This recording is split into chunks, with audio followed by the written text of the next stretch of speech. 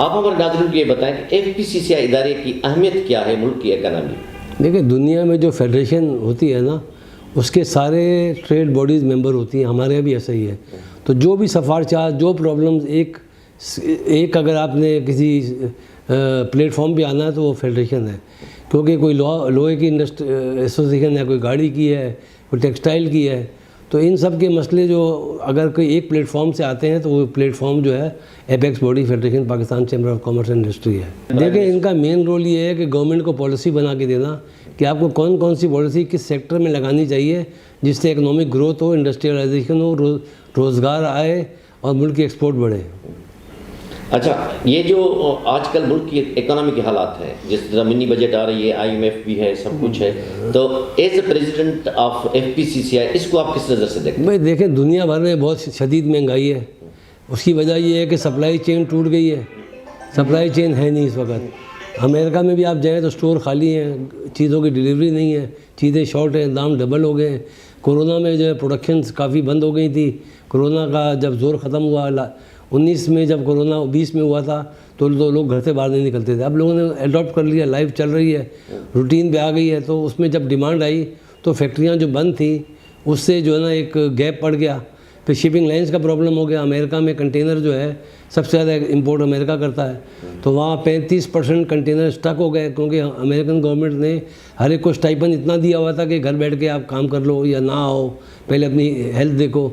तो वो 35% कंटेनर का जो नंबर था वो अमेरिका में स्टक हो गया, जिसकी वजह से दोबारा कंटेनर वापस आएंगे तो दोबारा जाएंगे।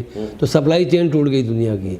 इसको अब अमेरिका ने 7 दिन पोर्ट अपनी खोली है, आर्मी लगाई है कि भाई ये जहाज़ क्लियर करो, कंटेनर वापस भेजो, क्योंकि दुनिया की हर इकनॉमी से हर्ट हो रही थी। और जब हुकूमतें हर्ट होती हैं बड़े मुल्कों की और सुपर पावर्स की, तो फिर वो एक्शन में आती हैं। वो एक्शन में आए हैं, अब कंटेनर्स वहाँ से उठे हैं, तो 2-3 महीने में जाके कहीं नॉर्मल होगा सप्लाई चेन को।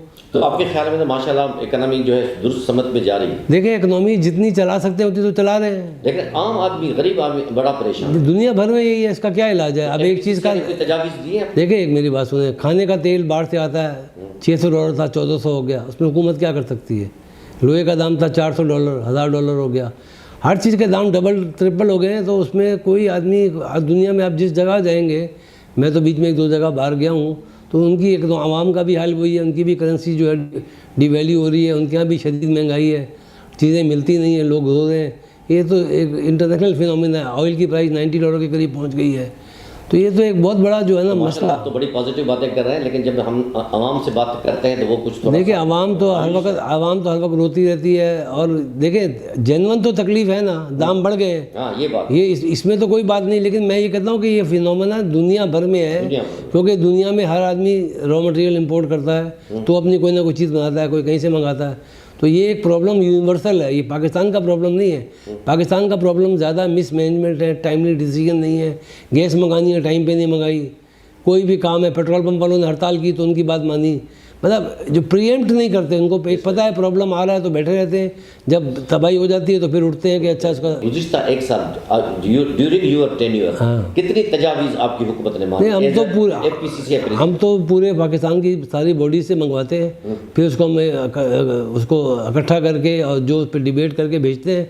तो आमतौर पर तो 25-30% नहीं मानी जाती हैं, क्योंकि बात यह है कि जो इस मुल्क को एक ऑपरेशन चाहिए, सर्जरी चाहिए। जो रवायती इक़दाम है उससे कुछ नहीं होगा, और हुकूमत उसमें कोई रिस्क लेने को तैयार नहीं होती कि अगर मैं ये पॉलिसी चेंज करूँ तो क्या होगा। क्योंकि जो लोग ब्यूरोक्रेट बैठे होते हैं उनको अपनी नौकरियां बचानी होती हैं, उन्होंने देखना होता है क्या है। अब जैसे कहते हैं हम रेवेन्यू बहुत जमा कर लिया, अरे रेवेन्यू आपने इसलिए जमा किया कि सारा रेवेन्यू इंपोर्ट से जमा हुआ, 400 की चीज़ 1000 की हो गई। $1000 से आपका रेवेन्यू बढ़ गया $600 से, लेकिन इंपोर्ट बिल भी तो बढ़ गया आपका। तो इसमें आपकी कोई काविश तो नहीं है ना। ये तो दुनिया में दाम बढ़ गए, तो जब माल आया तो महंगा आया, तो ड्यूटी महंगी लगी, सेल टैक्स महंगा, ज़्यादा पैसे मिले आपको। प्राइम मिनिस्टर चीन के दौरे पे है, तो आप समझते हैं कि चीन के साथ ये दौरा हमारी इकनॉमी के लिए बेनिफिशियल साबित हो? देखिए, ये तो डिपेंड करता है, ख्वाहिश तो सबकी यही है, प्राइम मिनिस्टर की हो, चाइना की हो, हर एक की है। अल्लाह करे हम दुआ गो हैं कि कामयाब हो। बाकी ये है कि क्या तय करके आते हैं, क्या चीज़ होती है। क्योंकि चाइना को भी जो प्रोजेक्ट दिए इन्होंने, उसमें इन्होंने अच्छी नेगोशिएशन नहीं की। जैसे बहुत सारी चीज़ें यहाँ बनती थी, उन्होंने वो भी वहाँ से इंपोर्ट कर ली। मैं कहता हूँ जो चीज़ यहाँ बनती है वो उस प्रोजेक्ट में यहाँ की लगनी चाहिए। Thank you very much. Thank you sir.